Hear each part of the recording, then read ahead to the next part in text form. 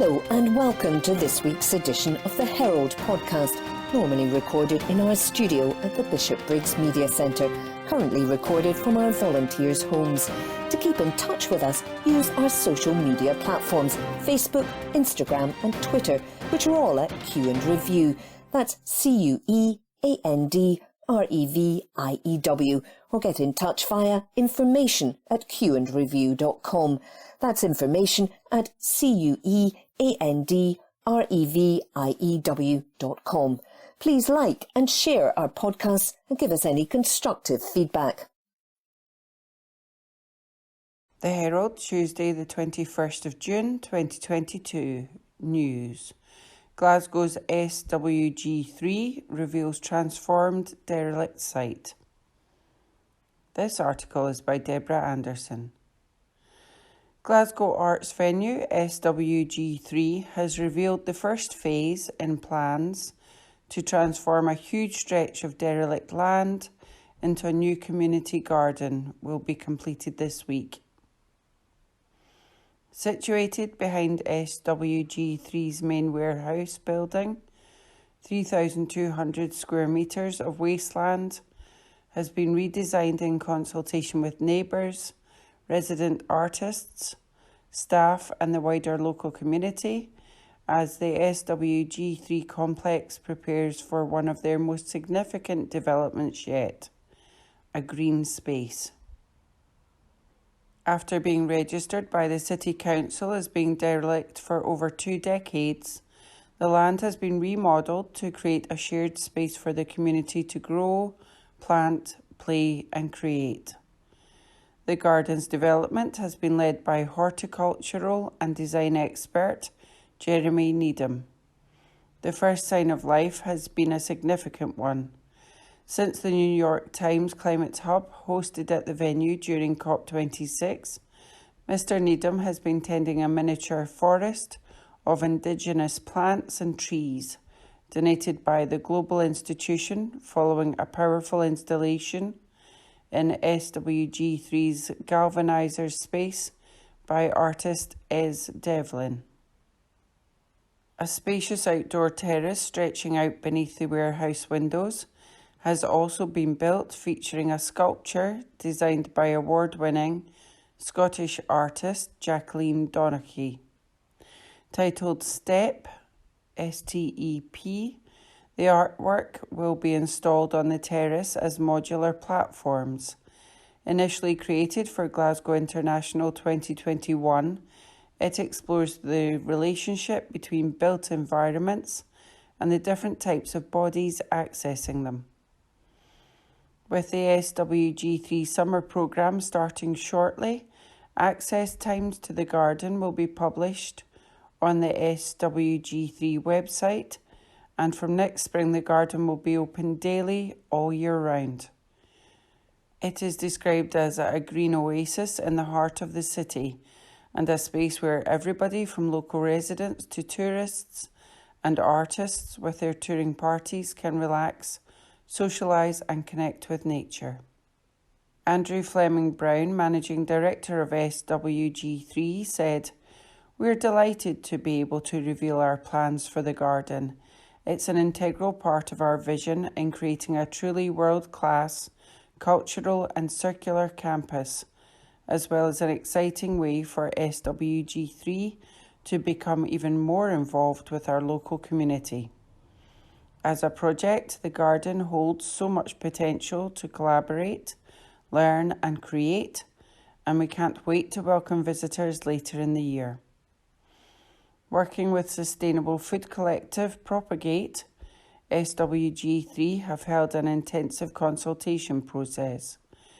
Through surveys, canvassing, workshops and a garden party held in the grounds, an incredible amount of information and ideas have been garnered on everything from bees to biodiversity, walkways to wildfires. As well as addressing a known demand for public green space and growing space in the area, the garden is a key part in SWG3's vision for the future, which includes the site going completely net zero. Across the rest of the year, work will begin on bringing to life the plans for the rest of the space, including bespoke seating, growing and food production beds, a sheltered gathering space, sensory planting area and a woodland walkway.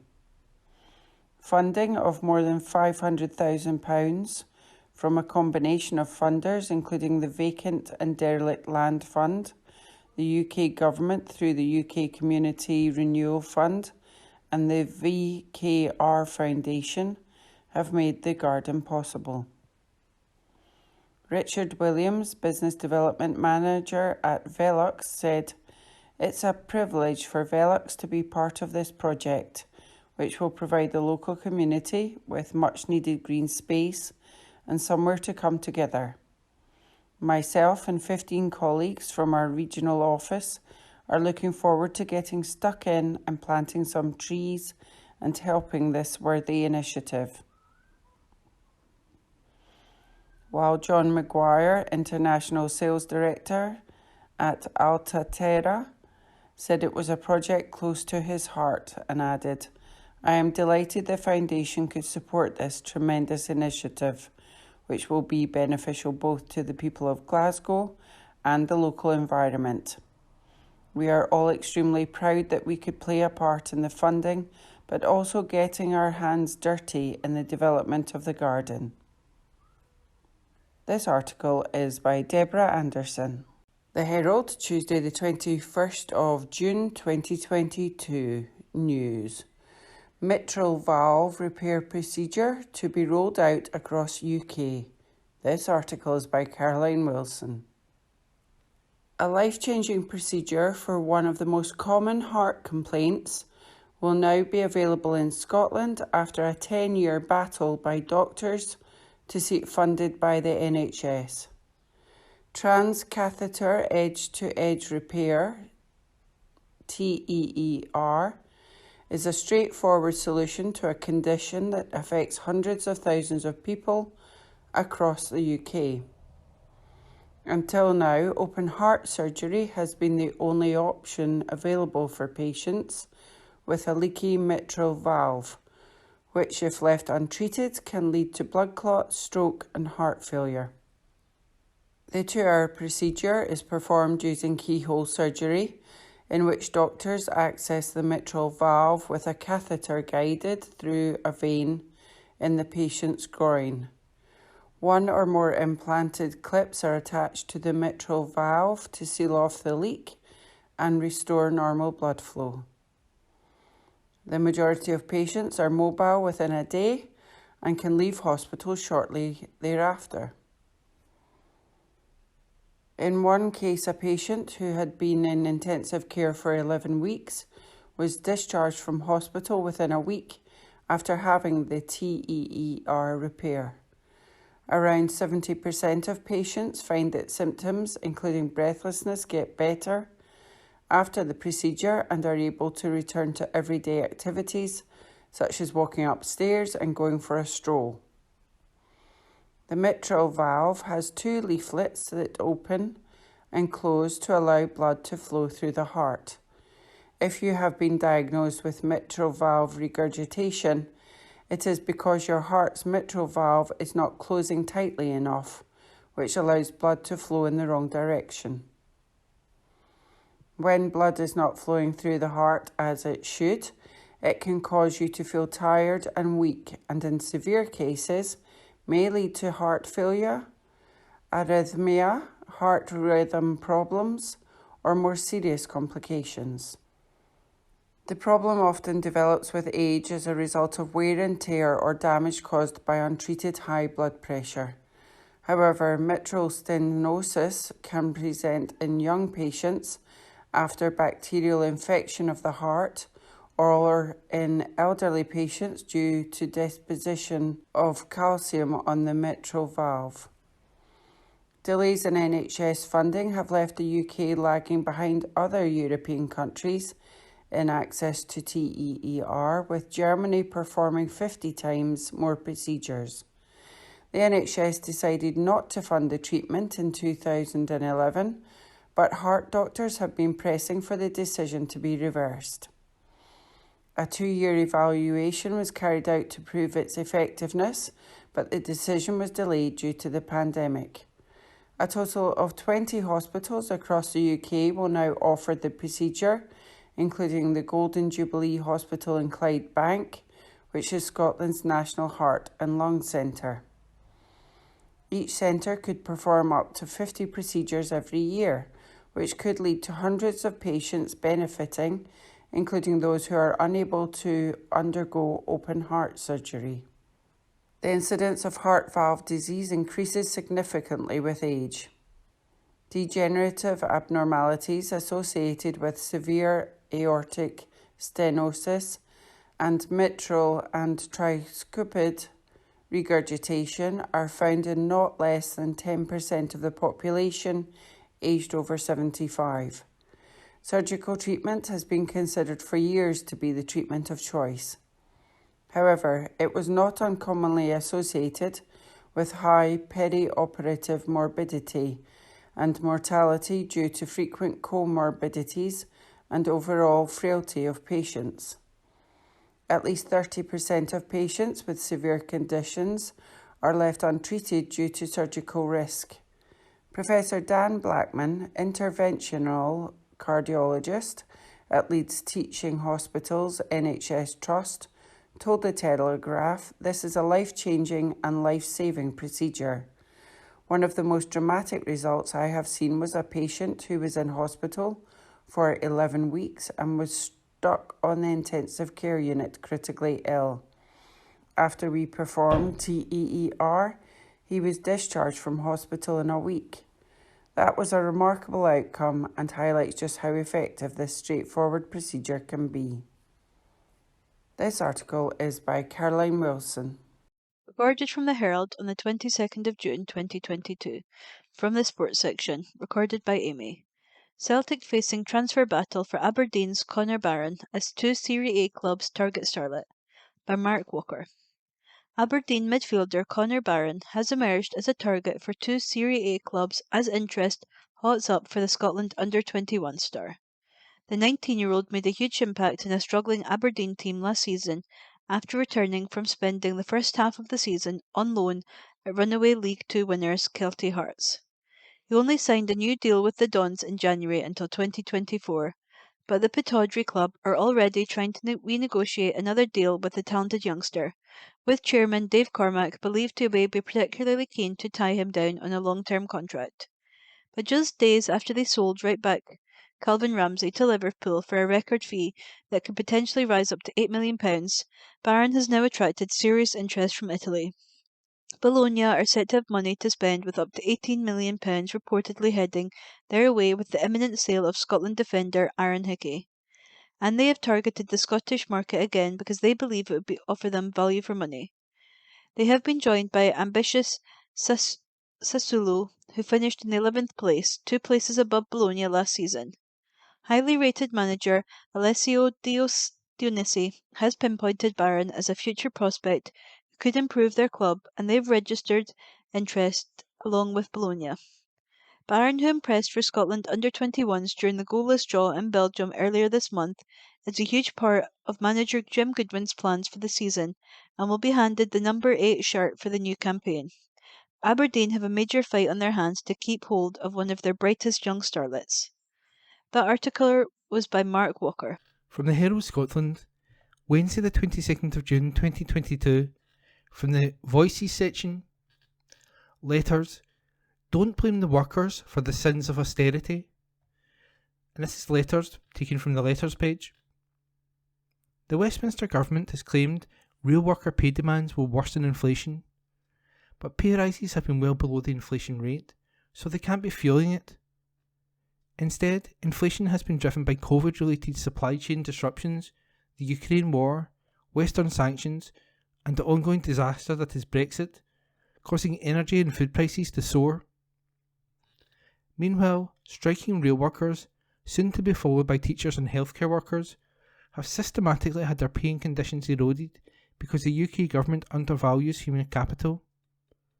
Years of austerity yielded cuts to public services, driving down wages. Where is the extra money people are shelling out for more costly goods and services going? Look no further than the commercial banks and commodity speculators in energy and food, where profits have soared. The UK government gifted commercial banks £900 billion after the 2008 financial meltdown and during COVID, and pays the banks interest, which could be £50 billion over the next 3 years, on balances they've done nothing to earn. And the government is profiting from increased VAT and duty, which it could cut, not only to reduce inflation, but also to help its struggling citizens. Now the Bank of England is raising interest rates, which won't reduce inflation, but will hammer households struggling to pay their bills. This is yet another wealth transfer from the have-nots to the have-a-lots. Government should ensure full employment, prevent inflation, and protect their citizens. Incompetence, ideology and cruelty mean the UK has failed miserably on all counts. Lay a gun, Barrett, Edinburgh. According to my old phone, barons are well up the laddered blue stockings of the aristocracy. Is it yet another lie from the lips of our ridiculous Tory leader to describe our trade union representatives as such? Hundreds out of millions of years have passed since the working classes grasped a slippery handhold from the ruling classes to earn a right to life by simply being human. The Brexit shambles has already shown that we are living in a land of too many cowboys and a shortage of Indians. High time for the herd to lead the pack. Duncan Graham, Stirling. Give us a pensions guarantee. I received 2 pensions paid by United Kingdom bodies. One the state pension, which is paid by the UK government, and the other paid under the auspices of the Financial Assistance Scheme by the Pension Protection Fund, which was originally established in UK law by the Pensions Act 2004, essentially to manage and make pension compensation payments to those, such as me, whose main employer had become bankrupt and who would, otherwise, receive nothing from years of contributions made into their employer's final salary pension scheme. It has been made abundantly clear over the past few months that if Scotland were to gain independence from the UK government and, presumably also, UK bodies such as the Pension Protection Fund, which was established by UK law, would have no legal obligation to continue pension payments to citizens of a state which had become independent and was no longer part of the UK. A position which is perfectly logical, as national insurance payments paid over the years to the UK government were paid to fund the pensions of those receiving them, and not to fund the future pensions of those making the national insurance contributions. After all, I'm sure that, if Scottish independence from the UK were gained, Scottish workers making NI contributions to the Scottish Exchequer wouldn't expect their contributions to go to fund the pensions of pensioners resident in the foreign state comprising England, Wales and Northern Ireland. To allay the very natural fears of Scottish pensioners, especially given the disastrous state of Scotland's finances, it is not incumbent upon the Scottish Government and upon Holyrood as a whole to provide a written and irrevocable cast iron guarantee, preferably one enshrined in Scottish legislation, to current pensioners in Scotland that pensions currently paid by the UK Government and other UK bodies would continue unaffected and on the same terms if Scotland were to become independent, and to also provide a further guarantee of similarly based future pension entitlement to all those Scottish citizens currently making NI contributions into the UK coffers, the latter guarantee, despite my own self-interest, being undeniably more important to the vast majority of the population than the former. Until, and unless, such an irrevocable guarantee is given, I, for one, know exactly which way I would vote in any Scottish independence referendum, and would urge all Scottish voters, regardless of age, to think and act likewise, with their heads and not their hearts. Bob Hamilton, Motherwell. So why do they want Scotland? Why are Unionists so desperate to keep Scotland in the Union if we are costing them so much? William Lonsky, Letters, June 21st, suggests Scotland receives lots of freebies as part of the UK. What would be the freebies paid for by the Scottish consumers through VAT and excise duty? VAT and excise duty from the transactions in Scotland go directly into the UK Exchequer. It receives 70% of the cost of a bottle of whisky. And what about the extra VAT the UK Exchequer is currently collecting from the astronomical fuel costs?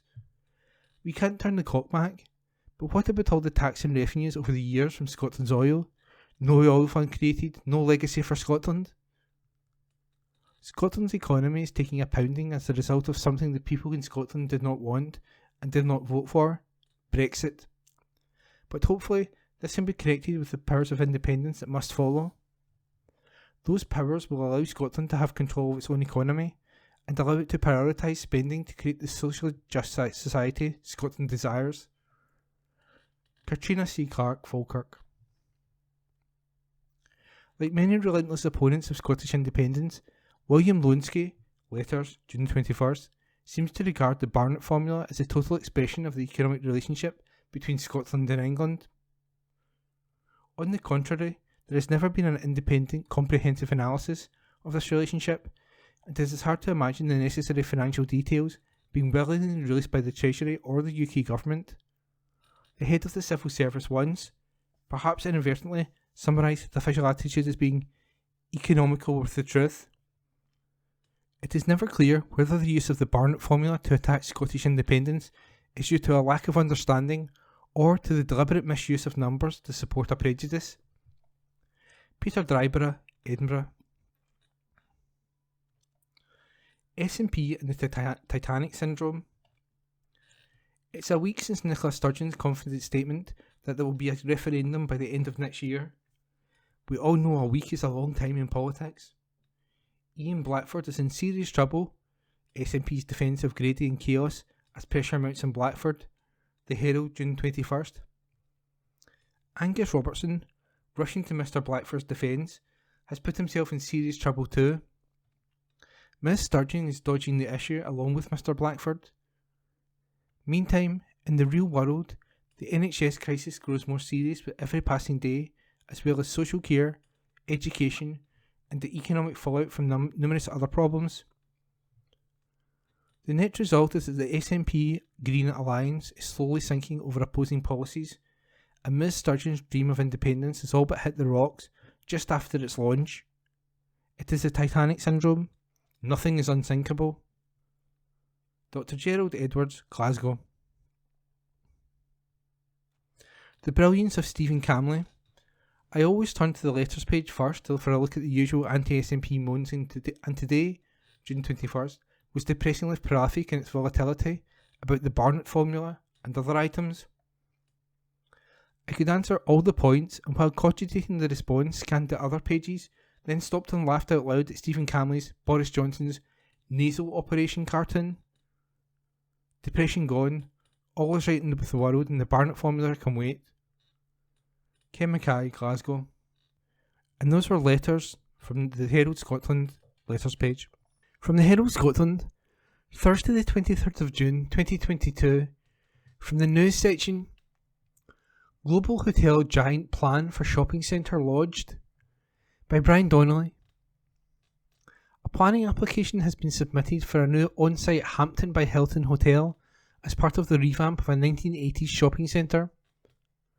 The plans for the reimagination of Cameron Toll follows a public consultation exercise on a new master plan and future vision for what has been described as a community neighbourhood centre and includes 3D redesigns. The public consultation exercises, held from December to March, consulted the local community and key stakeholders on the future of Cameron Toll, with valuable feedback and comments received that has now led to the submission of this application, the developer said. Along with the new 159-bed hotel, which will operate as a Hampton by Hilton, significant improvements are planned on how Cameron Toll integrates with the surrounding area. By improving accessibility to the nearby Inch Park, and by promoting walking, cycling and the use of public transport, it is hoped that Cameron Toll can further enhance these spaces, whilst making the wider area easier and more attractive for pedestrians and cyclists to navigate. Originally opened in 1984 as Edinburgh's first out-of-town shopping centre, Cameron Toll has prided itself in continuously evolving to serve the local community for nearly 40 years. Claire Jeffcoat, Cameron Toll General Manager, said, "We are really excited to be submitting this planning application for what we believe will be a great new addition to Cameron Toll. Along with the hotel, the significant improvements to the wider public realm and accessibility will be of huge benefit to our customers and local residents. I would like to thank all those who took part in our public consultation exercise. The feedback we received has really helped us understand what Cameron Toll is to our customers and will help us as we continue to evolve and remain an important part of the local community." The business said the plans have been drawn up to complement the existing retail, leisure and community offer and ensure Cameron Toll can continue to play a key role in South Edinburgh for many years to come. Central to the plans is the emerging 20-minute neighbourhood concept, creating communities where daily services can be accessed within a 20-minute walk. Should the planning application be approved, it is anticipated that work would begin on site in 2023, with the hotel open and welcoming its first guests in early 2025. And that piece was by Brian Donnelly. Recorded from the Herald on the 23rd of June 2022. From the sports section, recorded by Amy. Rangers rubbish Sevilla €8 million Alfredo Morelos transfer sweeps claim, by David Irvin. Rangers have rubbished claims as an €8 million bid has been tabled for Alfredo Morelos. Reports from Spain claimed the La Liga side had submitted an official offer for the striker. Morelos has just 1 year remaining on his Ibrox deal, but as of yet, the Ibrox club say they have not received a bid from Sevilla. It's understood even had an official bid have been submitted that it would have been rejected, with Ibrox chiefs believing the fee is wide of what they're looking for. The Rangers striker has never shied away from discussing a big money move away from Ibrox, and he has revealed he would like to test himself in an elite European league. We told earlier this week how Besiktas were also linked with the 26-year-old, with some reports suggesting the Turkish outfit were in talks with Rangers. Morelos was cruelly ruled out of a run-in last season after picking up a thigh injury. As a result, he missed both of the Europa and Scottish Cup finals. That article was by David Irvin. Recorded from the Herald on the 23rd of June 2022. From the sports section, recorded by Amy. Wonder Kid Zach Lovelace set to join Rangers after informing Millwall of move, by David Irvin. Teenage wonder kid Zach Lovelace is reportedly set to join Rangers from Millwall. The 16-year-old attracted interest from over the summer after making his championship debut for Millwall, aged just 15, back in December last year. And now it's claimed Rangers have won the race for his signature. Forward Lovelace has not yet penned professional teams, but it is thought to be ready to make the move to Ibrox this summer. Transfer insider Fraser Fletcher reports Lovelace has informed Millwall of his decision to leave to sign for Giovanni Van Bronckhorst's side from July 1st. It comes after Premier League duo Brighton and Leicester City were reportedly in for the teenager following his impressive youth form, with 21 goals in 19 games, which earned him a first-team spot. Millwall were also desperate to keep hold of talent Lovelace, with boss Gary Rowett making his feelings clear before the off-season. However, it's now expected Lovelace will leave the club, with Rangers ready to hand him an Ibrox deal. On Lovelace, Rowett previously explained, "The club have made it clear that we would love Zach to be a part of what we do next year, and on a full-time basis. That's our aim. There's inevitability, unfortunately, that some of your better young players get poached by other clubs. To a certain degree, those fees are a little bit out of your hands. Zach is one of those. A lad who has a bit of interest, he'll be getting different advice, and all we can do is show how much we want him here, and then see what happens. I don't think he's made a decision now. I think someone would have to be interested and essentially pay compensation for him." That article was by David Irvin. The Herald Scotland, Thursday 23rd of June 2022. Voices. Sturgeon on HRT. Is that the Menno taboo smashed? By Vicky Allen, Senior Features Writer. The First Minister's coming out last weekend as having experienced menopausal symptoms and now being on HRT was definitely a moment in the fight to break what Kirsty Wark once called the societal omerta. around the menopause. Nicola Sturgeon talked at Flushfest Menopause Festival of wanting to burst the stigma, and with this she clearly does. Hang on, is there an omerta? Seems like everyone is talking about the menopause these days. There have been quite a few of us making a noise in recent years, often in books, including my own collaboration with Kay Adams, Still Hot, and Kate Muir's excellent Everything You Need to Know About the Menopause, but we're too afraid to ask, as well as documentaries such as those presented by Davina McCall and even menopause cafes. But I'm not aware of another female political leader who has acknowledged their journey through this midlife hormonal change, which happens just around the age when women these days are often at the peak of their powers and leadership. Michelle Obama has, but she's not a political leader. And then there's Brigitte Nyborg in Borgen, going through hot flushes, but that's safely within the world of fiction. Sturgeon is breaking ground here. The noise is rising right now because the taboo has not entirely cracked. And if we're hearing a lot about the virtues of HRT, that's also because for many years the drugs were demonised. It's because even now it's still not possible in parts of Scotland to get key drugs. So, this outpouring is something we should embrace? Absolutely. A key problem for many women going through the menopause is that for a long while it was unspeakable. Miss Sturgeon's statement is part of making it speakable, even at the top. But at the same time, we have to watch for pitfalls.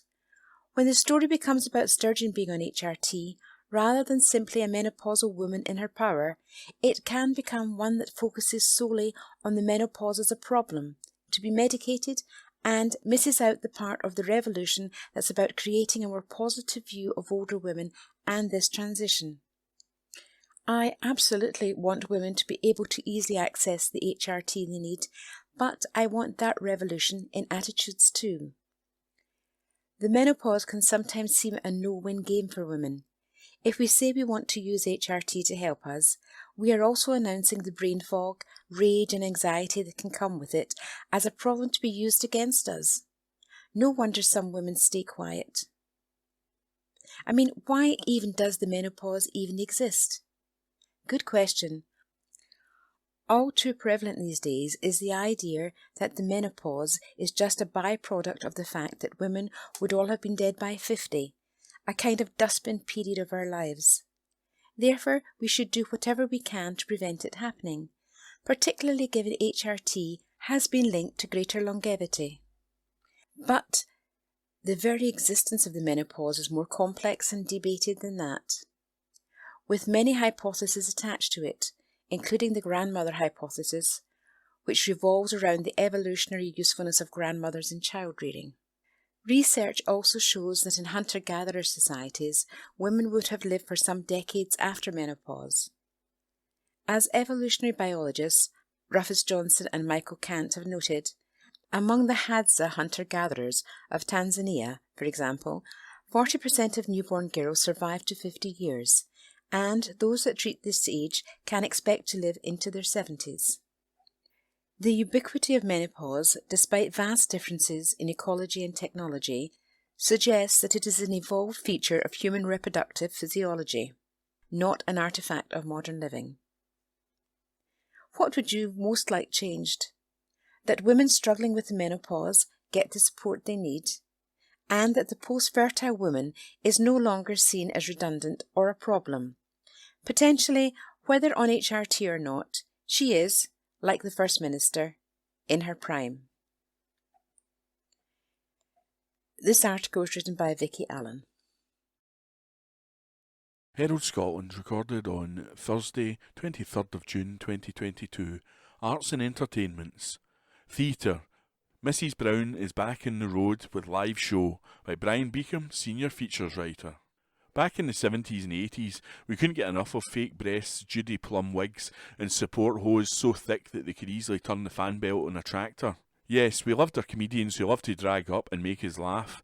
Dick Emery, Danny LaRue, Stanley Baxter, Lily Savage, and then later the Little Britain duo emerged, and we've always had our panto stars, of course. Ironically, in British society, homophobia was rife, and those of our dragged-up comics who happened to be gay kept their sexuality private. Scotland didn't make homosexuality legal until 1980. But the world has veered in a different direction. Drag can be simply a celebration of a man dressing up as a woman, as RuPaul's hugely successful Drag Race has proved. Drag is continually breaking boundaries, becoming a global phenomenon and being adopted by mainstream society. And there's been an increase in live drag events across the UK, allowing for a blurring of the lines between masculinity and femininity. And now, thankfully, that world can sit comfortably alongside drag comedy. If there was a worry that the drag comics would come under criticism for making fun of the female form, that hasn't happened. Britain's biggest drag comedian is, of course, Brendan O'Carroll, the Dubliner who has taken his Mrs. Brown creation across the English-speaking world and has conquered much of it. Of course, the likes of O'Carroll, Emery and Baxter aren't trying to convince his women. They each offer up caricatures, heightened versions, their comedy creations allowed to behave in heightened form. Baxter indeed based much of his characterisation on his own mother, Bessie. I used the fact that she would have loved to have been a film star, he says, and when you have a film star living up a Glasgow close, it allows you to have all sorts of fun. O'Carroll also based his Mrs. Brown creation on his own mother. She was a powerful, no-nonsense woman who got things done, he said of the former Taoiseach politician, and she kept her family together.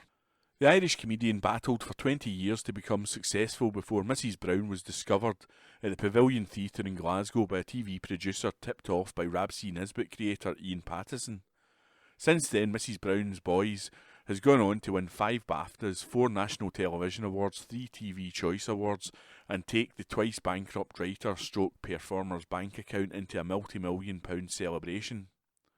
Now Brendan O'Carroll's homage to his mother is back with Mrs. Brown's The Live show, The Tour. It's the funniest thing I've ever written, says O'Carroll with characteristic modesty. Even I laugh, and I know what's coming next. The show's a mix of musical with 8 songs and a storyline of sorts, but judge for yourself, it's the funniest thing ever. Following on from his Mrs. Brown's film storyline, Dublin's stout-hearted stallholders have won their court case against developers who wish to close Moore Street Market.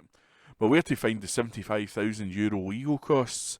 The matriarch of the fruit stall has a plum idea. Put on a musical and watch the dosh roll in. A sentiment the writer himself wholeheartedly agrees with. Mrs. Brown's The Live show, Edinburgh Playhouse, July 15 to 17. The show must go on, right? No matter what happens, the performer has to push their worries aside and get their act together. Glasgow drag star Kevin Brannigan has also created a huge comedy character in Big Angie. However, Brannigan's resolve is being tested to the limit these days. Having found himself signed up to star on the stage as part of the Merchant City Festival in Glasgow, no sooner was EastEnder ready to announce details in his social media account than hackers broke in and captured his domain. And the result has left him higher than a eunuch and drier than a freshly talcumed bottom. I was hacked, he reveals, losing not only 31,000 plus followers, but content from Big Angie's earliest days, tons and tons of feedback from people all over the world, and nostalgic memories and private messages I couldn't get back. Brannigan is certainly down, but not out. Spurred on from the success of his Beauty and the Beef comedy sketches he wrote for the BBC, he's determined to let the world know Big Angie won't lay down, unless a lot of super lager is involved. And his latest show, Big Angie, Me, the Polist and the Priest, has to be seen. It downloaded into my brain as I carried my messages across the street, he recalls. I saw it also vividly, the title, the story, the beginning, the middle and the end, and all the bits in between. Now in the process of rebuilding his social media page, he has to let people know it's on. That social media was my beating heart, but I'm determined to kickstart it once again, he says in a stoic voice. Kevin Brannigan, The Old Fruit Market, July 28. By Brian Beacom. The Herald, Wednesday the 22nd of June 2022. News. Boris Johnson refuses to deny trying to get girlfriend a job at Foreign Office. This article is by Andrew Learmonth. Boris Johnson has refused to deny trying to get his wife Carrie a £100,000 post at the Foreign Office in 2018. There have been calls for an investigation into the allegations. The claims were first made in a book by the Tory peer Lord Ashcroft. More details emerged in the Times last week, although the paper withdrew the article following an intervention from Number 10. Mr Johnson was challenged at Prime Minister's questions over the issue. Labour MP Chris Elmore asked the Tory leader if he had ever considered the appointment of his current spouse to a government post or to any organisation in one of the royal households. Be honest, Prime Minister, yes or no? Mr Johnson swerved the question. I know why the party opposite wants to talk about non-existent jobs in the media, because they don't want to talk about what is going on in the real world. I'm proud to say actually that we now have 620,000 people more in payroll employment than before the pandemic began, which would never have been possible if we had listened to the right honourable gentleman opposite, Sir Keir Starmer.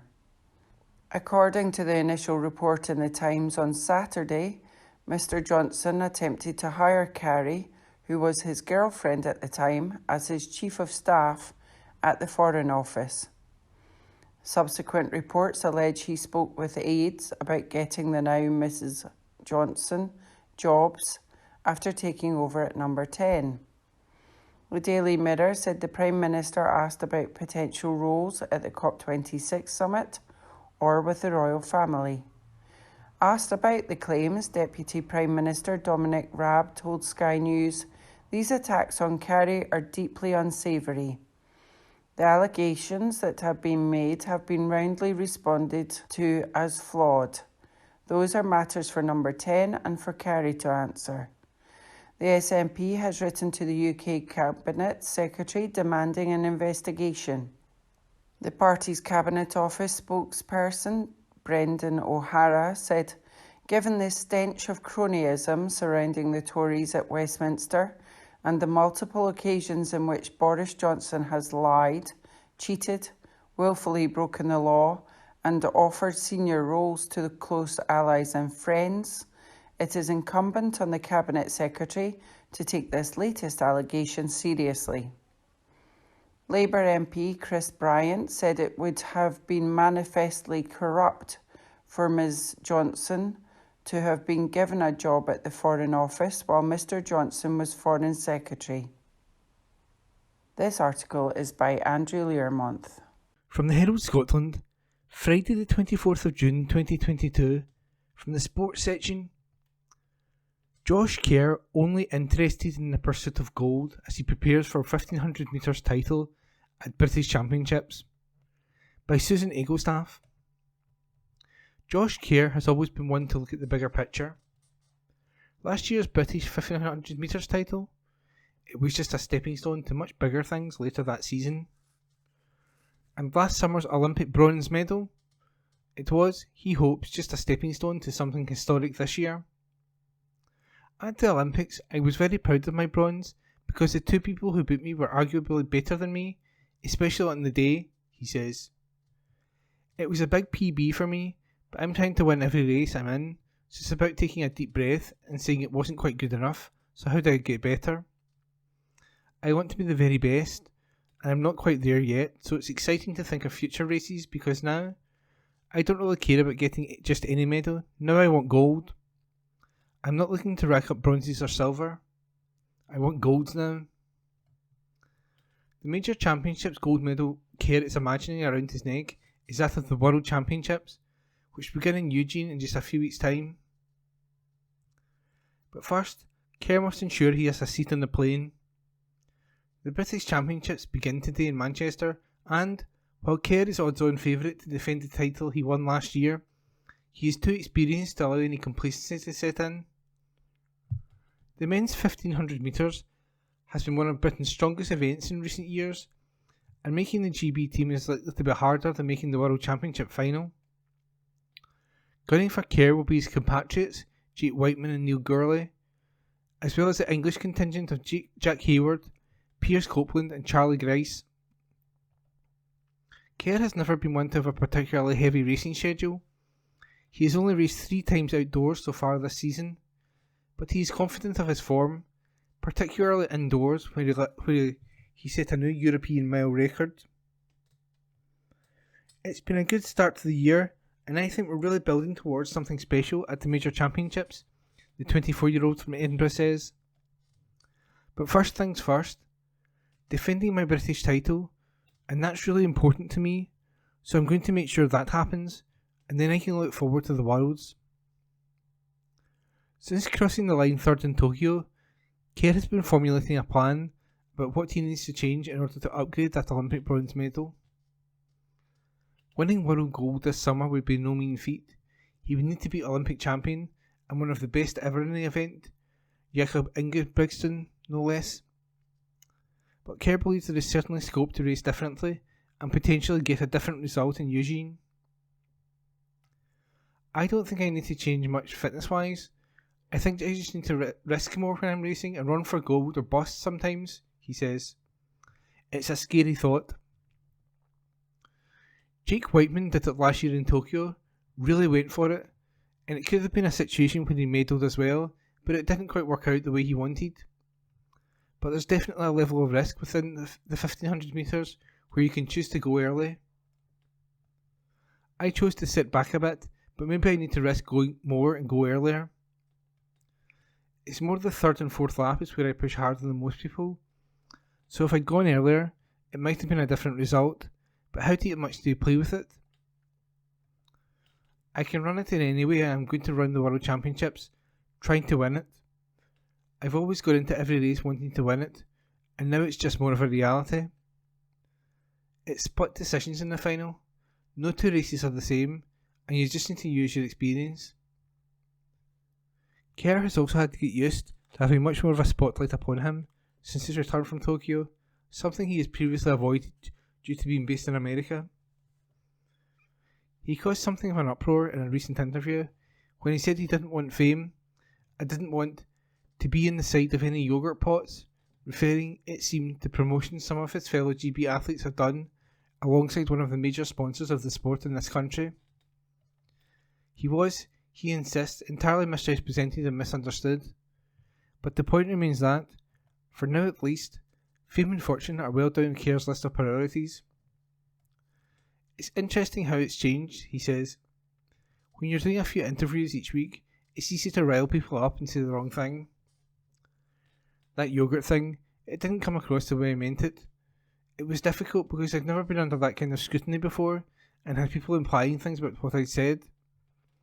I'm a pretty authentic person, and so if you want to disagree with what I've said, that's fine. I'm just a runner.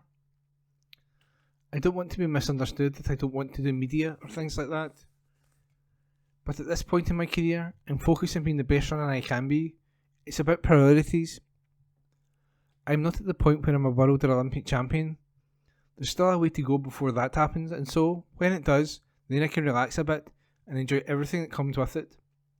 The media attention and the fame that come before being one of the very best runners in the world.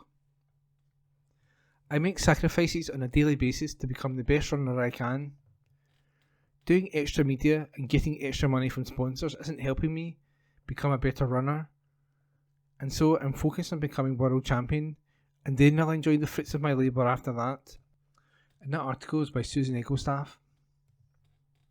Herald Scotland recorded on Friday 24th of June 2022. Arts and Entertainments. Books, from fantastical children's books to heart-rending memoirs. Take a look at what's new this week by Herald Magazine. Fiction, Vladimir, Julia May Jonas. Picador £14.99, ebook £12.99. Vladimir is an interesting take on the #MeToo movement, told not from the perspective of the survivor or victim, but from someone else. Our narrator is an English professor at a small college in New England who, despite having an open relationship and knowing about the affairs, is grappling with her husband coming under investigation for historic relationships with students. Things become even more complicated when a new young professor joins the college, and the unnamed narrator becomes increasingly obsessed with him. While the book initially feels edgy and nuanced, by the end it veers into melodrama, which somewhat takes away from the realism, and it ultimately feels like Jonas hasn't quite decided what she wants the book's message to be. While it's an interesting, readable and prescient take on issues society's still dealing with, it perhaps could have done with a lighter touch and a clearer vision. 7 out of 10. Ungrateful. Angela Chadwick. Dialogue books £18.99, ebook £7.99. Ungrateful tells the story of Kat, a woman who missed out on university as a teenager and now in a relationship that is comfortable but unfulfilling, finds herself trying to make up for lost time. This is a book that tries to be many things, a tale of second chances, relationships and a social commentary. At times it feels bogged down in unnecessary detail. Kat is a complicated, flawed and interesting protagonist, but some of the secondary characters could do with further exploration. While the reader feels for the plight of some, such as Kat's alcoholic mother Bernice and her colleague Laura, there is a sense of wanting to know more about their backstories. The novel is readable, but unlikely to stay in the reader's mind after it is finished. 6 out of 10. The Men. Sandra Newman. Granta Books, £14.99, ebook £14.99. Feminist science fiction has long been gripped by the concept of a utopian society without men. Sandra Newman's latest novel, The Men, explores just that. When all of the men suddenly and inexplicably vanish from the face of the earth, a new society emerges and is unnervingly enthralled by an evolving series of video clips that show the men acting peculiarly in a strange alternate world. Focused in the harrowing intertwining past and present of Jane Pearson and Evangeline Moreau, Newman ambitiously delves into disturbing themes of racism, sexual assault, police violence and coercive control. Yet her wonderful prose is let down by a meandering narrative that seems lost in its own confusion. Jane and Evangeline aren't especially likeable, and the purported feminist utopia is thwarted by female violence against trans men and a morally questionable emerging political entity.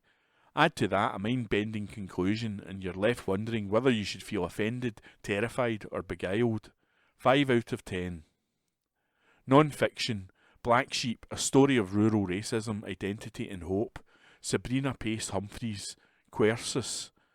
£16.99, ebook £9.99. From growing up feeling out of place in a small town to becoming pregnant as a teen, battling bigots and running ultramarathons, Sabrina Pace Humphreys' anti-racist manifesto is deeply personal.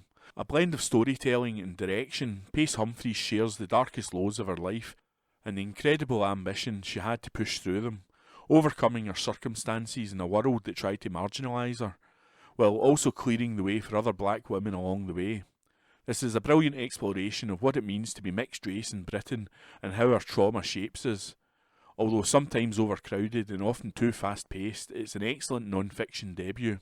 8 out of 10.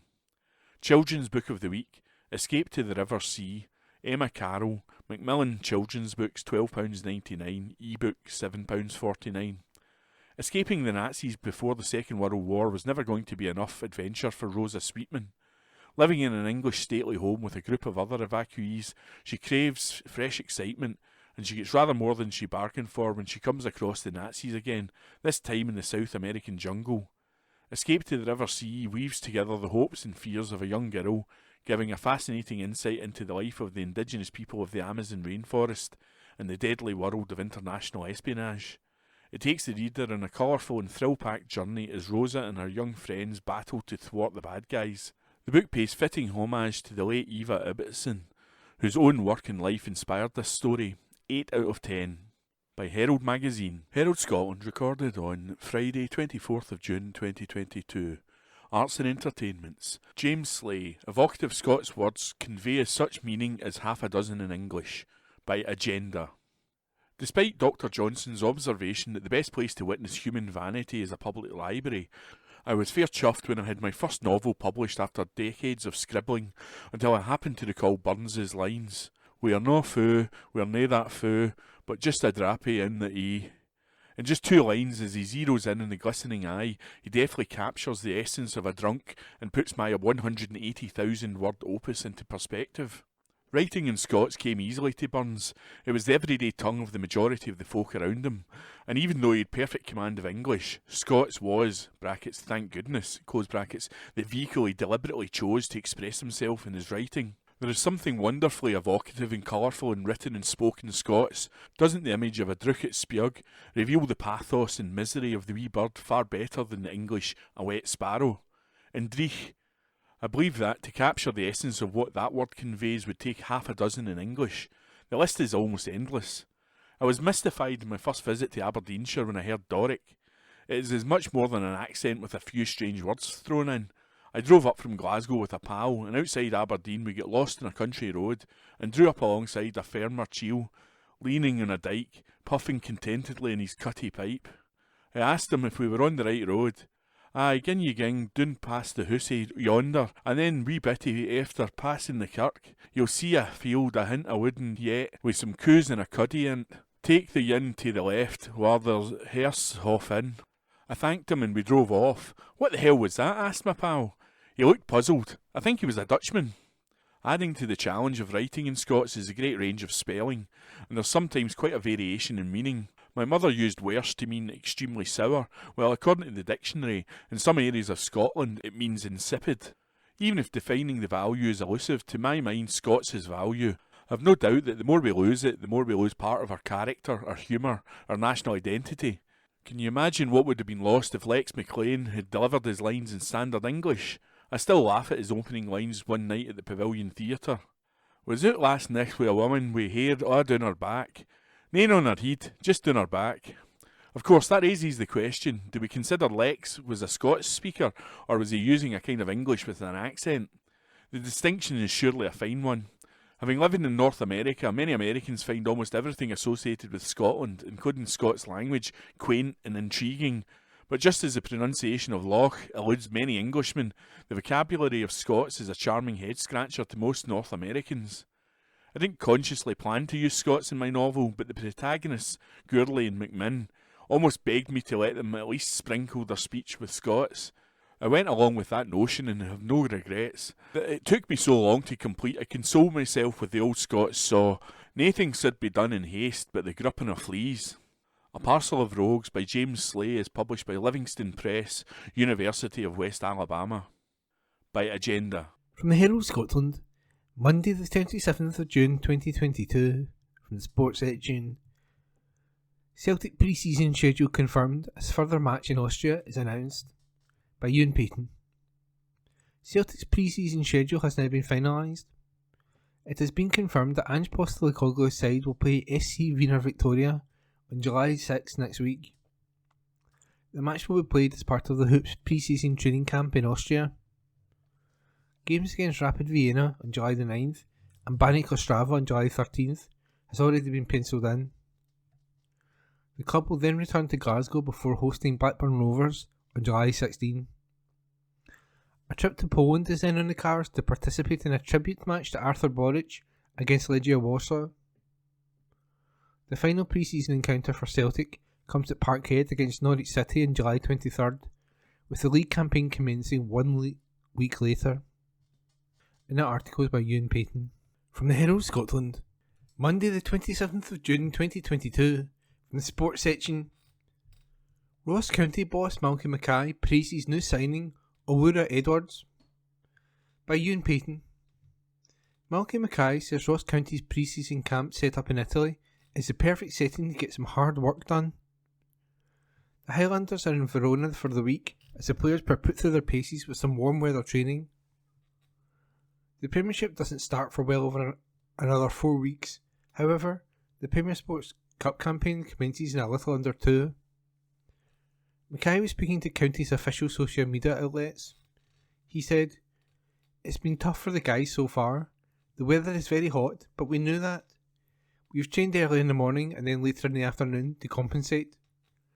We've got great pitches and we've got a pool on site which is great for the lads to jump straight in after the sessions. They're getting plenty of good food as well. It's been terrific.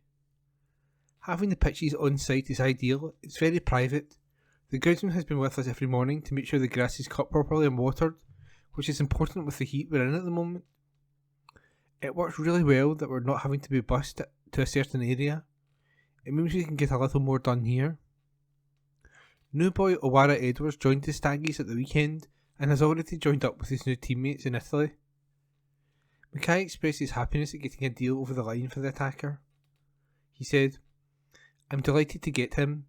We've tracked him for a period of time. He's a young player who has come through Bristol City's academy. We now look at someone who's played 50 odd league games in England over 2 or 3 loan moves as well. He's someone who has dipped his toe into English League football and comes up here to throw his hat in to come and play. and the article is by Ewan Payton. From the Herald Scotland, Monday the 27th of June 2022, from the sports section, Wolves keep Hearts and Aberdeen waiting over Conor Ronan transfer, by Ewan Payton. Wolves are making Hearts and Aberdeen wait over their transfer pursuit of Conor Ronan, according to a report. The Premier League side are said to be willing to let the 24-year-old go this summer. However, it's also believed that before they let the attacking midfielder move on, boss Bruno Lage wants to take a look at the Republic of Ireland player during pre-season. Both Hearts and Aberdeen are keen to sign the Irishman ahead of the new season, after he impressed on loan with St Mirren last term.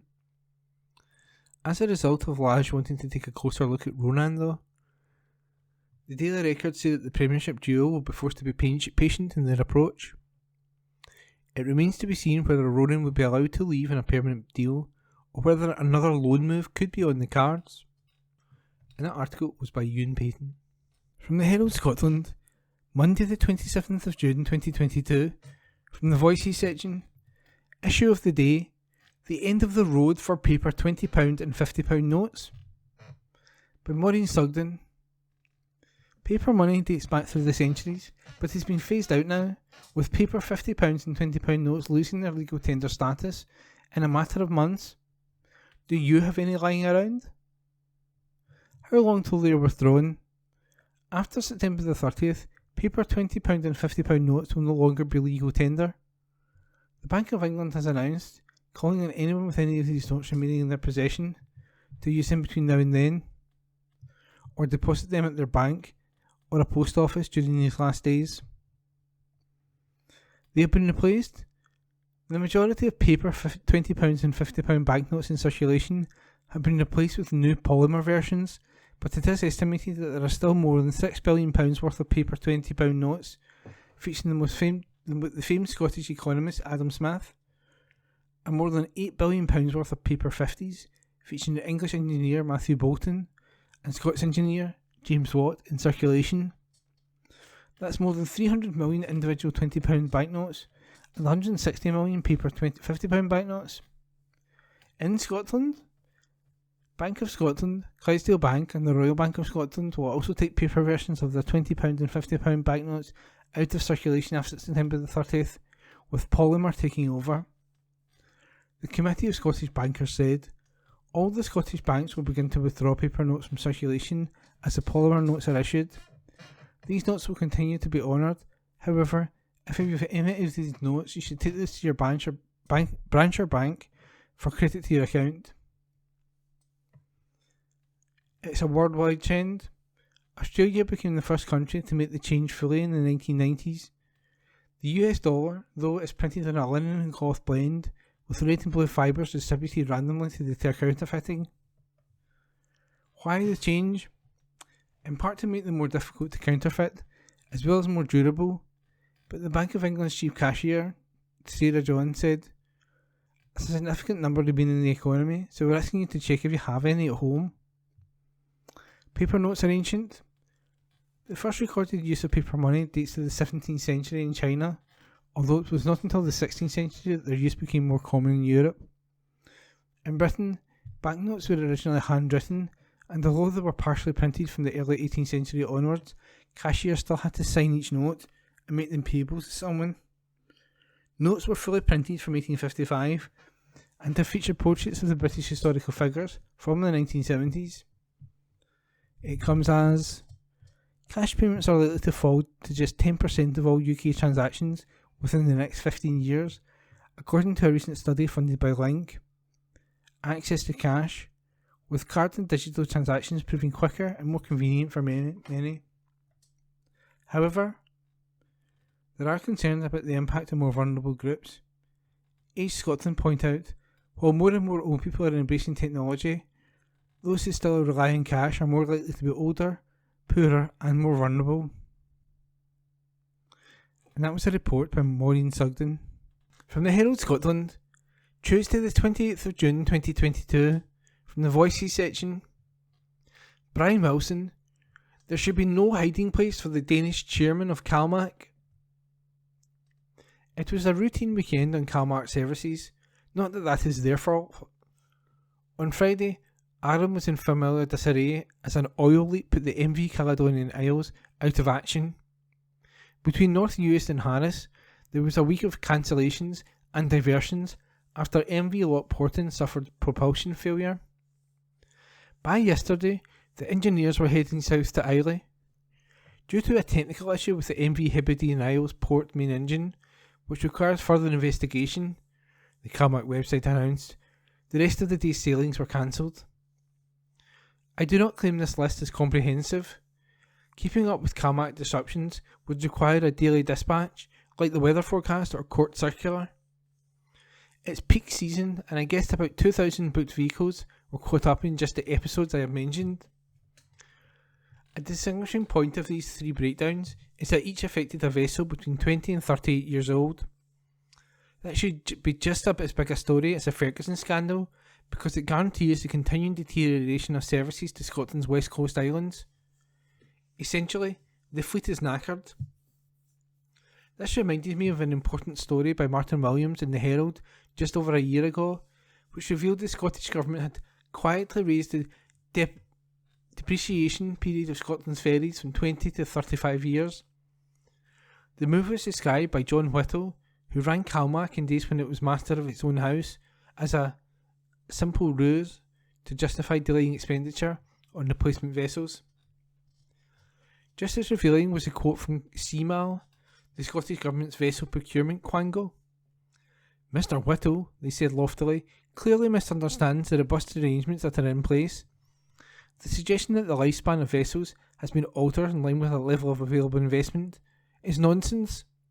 CMAL continued, vessels can operate effectively for between 30 and 40 years and do so in many parts of the world. If a vessel is properly serviced and maintained, there is no reason why it cannot operate efficiently and safely for 40 years. Well, tell that to the business owners, tourists and islanders who are now, week in, week out, at the sharp end of evidence to the direct contrary. What robust arrangements? That takes me to the SNP's favourite Prince of Denmark, Erik Ostergaard. Throughout the evolving Ferguson scandal, Ostergaard was the chairman of CMAL. Don't ask me why, in a land of seafarers, this role fell to a Danish bureaucrat. That question should be addressed to his patrons in Edinburgh. Mr. Ostergaard has been described to me by someone with a close-up view as the man who put a noose around CalMac's neck. The CMAL board, having privately told Derek Mackay and his superiors that the doomed contract should not go to Ferguson's, Ostergaard stayed in post when that advice was brushed aside for political reasons and remained utterly silent for 5 years. The CMAL board has been equally complicit in telling ministers and civil servants what they wanted to hear by pretending clapped-out ferries actually have a life expectancy of 35 or 40 years, thereby rationalising the case for not maintaining a replacement programme. Not one noose, but two. So what did Ostergaard get out of this, other than hanging on to the CMAL role? Incredibly, late last year, he was announced as chairman of David McBrain Limited, parent company of CalMac, through a process which reflected everything rotten about Scotland's public appointment system, built around a magic circle who flipped from one quango to the next, conditional only on not rocking any ministerial boat. Via this process, the quango man who should be held directly accountable for the plight in which Caledonian McBrain and the communities that depend on it find themselves is now in charge of Caledonian McBrain. This was breathtaking in its effrontery, while Ostergaard remains entirely unknown in the islands over which he holds sway. The panel which gave him the McBrain job was chaired by Francis Pachetti, the senior civil servant to whom he had answered throughout his CMAL silence, and was actually the one who replied to him rejecting the CMAL board warning in 2015. The independent panel member was Andrew Thin, another multi-quango tier within Mr. Pachetti's remit, while the trio was completed by an ethics advisor from the Commissioner of Public Appointments, whose job it is to apparently see and hear no evil. The past 6 months have been among the most difficult in CalMac's history. Not a week has passed without another significant breakdown of an ageing vessel, with untold cumulative consequences for fragile island economies. Yet, where has the chairman of CalMac been when he should have been facing the public to defend the reputation of his company and his employees?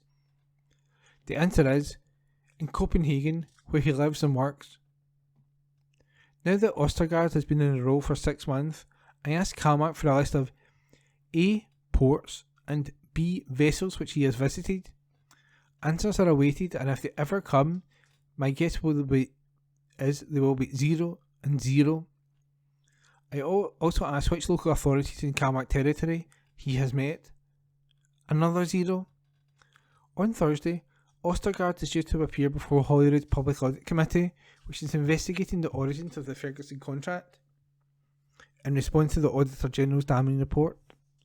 It is, as far as I can trace, the first occasion on which a elusive Dane has been held publicly accountable in his career as a Scottish quangoteer, though the inquiry's scope may not extend to how he ended up leading an organisation he put a noose around.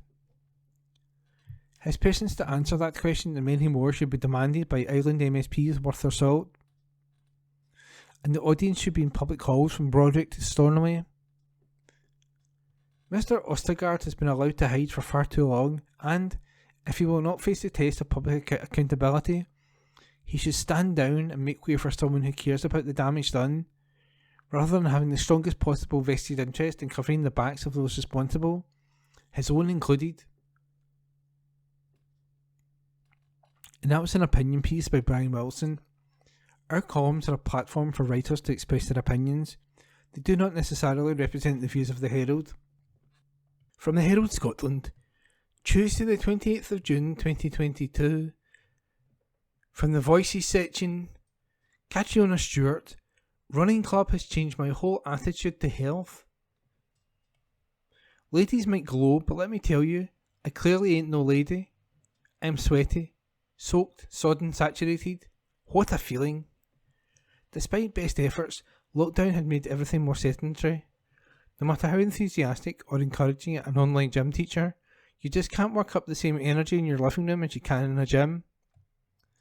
I kept up my ballet classes during the pandemic's first 2 years, but Yeti, while trying to avoid knocking over a pot plant, simply can't compete to one executed on a sprung floor in a dance studio. From cycling back and forth to the office every day, I went to walking 4 paces from my desk to my fridge. Parkrun was cancelled, and, while running is one of these great things you can do at any time of the day anywhere, I am what you might politely call extremely lazy.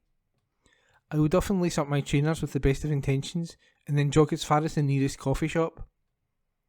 Coffee, of course, means cake, so running rapidly developed a negative effect. I downloaded the Couch 25k app, again. I completed it again. I vowed again to keep running, and I did not. But then my friend John Paul intervened with what is possibly the most transformative thing anyone has ever done for me. He signed me up to his running club, Glasgow Frontrunners. It turns out you do, truly, get by with a little help from your friends, and that lazy madams benefit from accountability. Once I'd committed to showing up to running club 3 times a week, I had to go, and having company on runs made all the difference.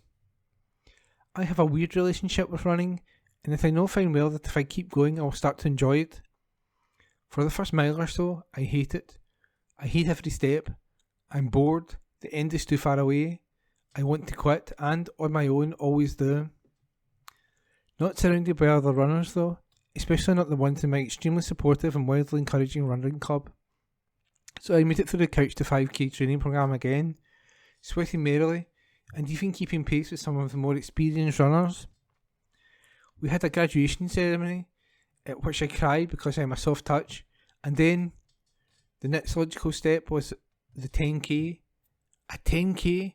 I don't know myself anymore, but still I signed up for the Loch Lomond 10k. It wasn't my first.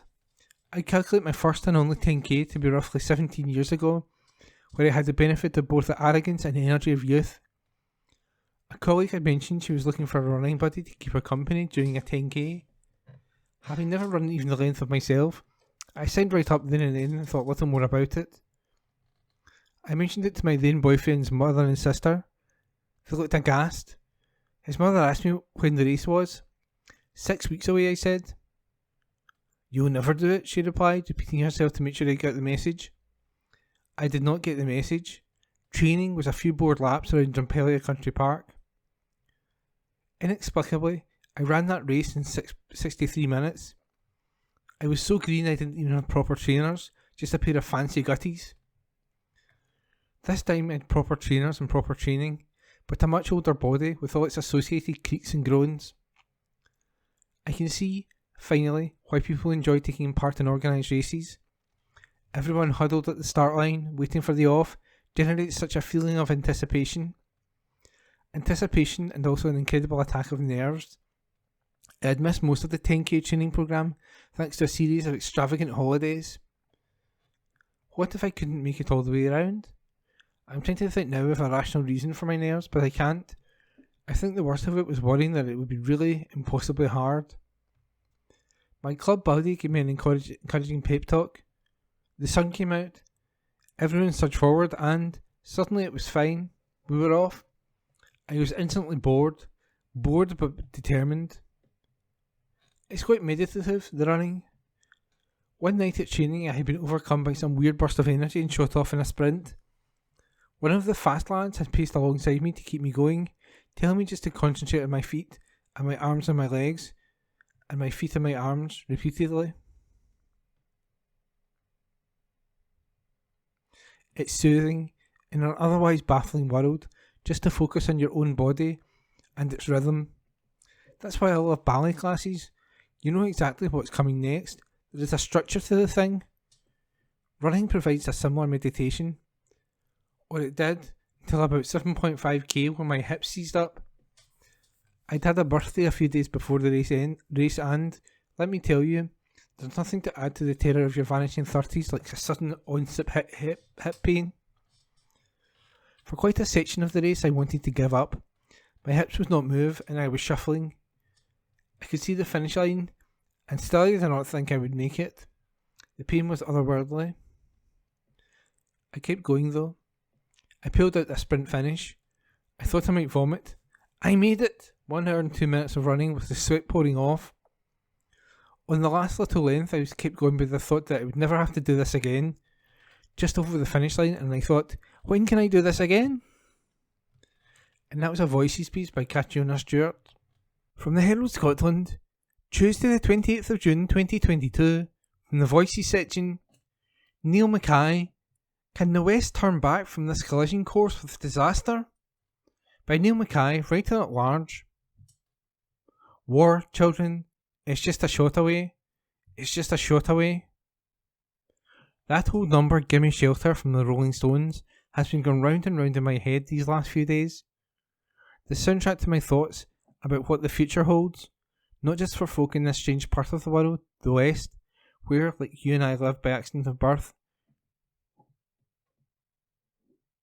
but for all it's all, as for humanity as a species. An old order isn't crumbling, it's crumbled. Across the West, we're in a state of undeclared civil war with each other, separated by identity and belief, with no collective values to hold us to the centre anymore. The end of Roe v. Wade in America is the latest peak we've reached, though it's madness to imagine there's not another mountain range of conflict still before us. In the West, we've become a people who hate each other, who want to strip the identity or the rights from those who we've somehow decided are our enemies, even though they're our neighbours or family. Everything in Western political life is about the destruction of the other. Smash abortion, smash Brexit, smash Europe, smash Britain, smash Scotland, smash the woke, smash boomers, smash equality, smash the right, smash the left, smash the centre, smash everything that's not us, which demand ruthless tribalism and no quarter. Democracies are falling. Hungary's gone. Poland might go. Maybe France will sink soon, embracing the far right. The glue that held Britain together is undone. We can no longer say we're a strong democracy. Then there's America. There's now talk, that only the foolish would think foolish, of America descending into civil war, of red states and blue states living lives so separate that America's union no longer holds. Wasn't that what the American Civil War was about? About human rights at their most basic? The federal government moving in one direction, while slave states moved in the other? Isn't that what's happening now? How can America not split? America is the greatest force in the Western world. When it breathes out our mother steams. The shudder from American culture wars already runs through Britain. Soon there will be voices raised here at home and across the rest of the West, saying strip rights away. America leads after all. We are at war with each other so much in the West that we now target the rights of our fellow citizens. The British government eyes the Human Rights Act. Rape, murder, it's just a shot away. It's just a shot away. Violence is everywhere. Even in Europe, we're becoming used to political assassination and mass killing. We've seen 2 MPs murdered. Just this weekend, a gunman in Norway singled out a gay nightclub for atrocity. I cannot help but fear for my children, both young women. I may fear slightly less if I had sons, but still I'd fear nonetheless. I remember my grandmother telling me how throughout the 1930s, anyone with a brain in their head knew something was coming, something dreadful. The signs were everywhere. The Depression, Spain, Manchuria, omens of a coming whirlwind across Europe and beyond. What if America goes? What if its democracy dies? Where will we stand in the world then? Picture a far-right candidate in the White House in 2024 as war in Ukraine rages on. What would Russia do then? Europe will be a cold, lonely place. Hunger is coming to the world, in ways that many may even think of the African famines of the 1980s seem tame. Russia blockades Ukraine, the breadbasket of the planet. Where will war and revolution break out in the developing world if people cannot eat? All the while, the giant China watches, America teeters, Europe cowers, Russia rages like a dying madman. Beijing just needs to wait and let us all destroy each other. We're already in the foothills of the Chinese century. Our self-hatred and division is the propellant for Chinese dominance.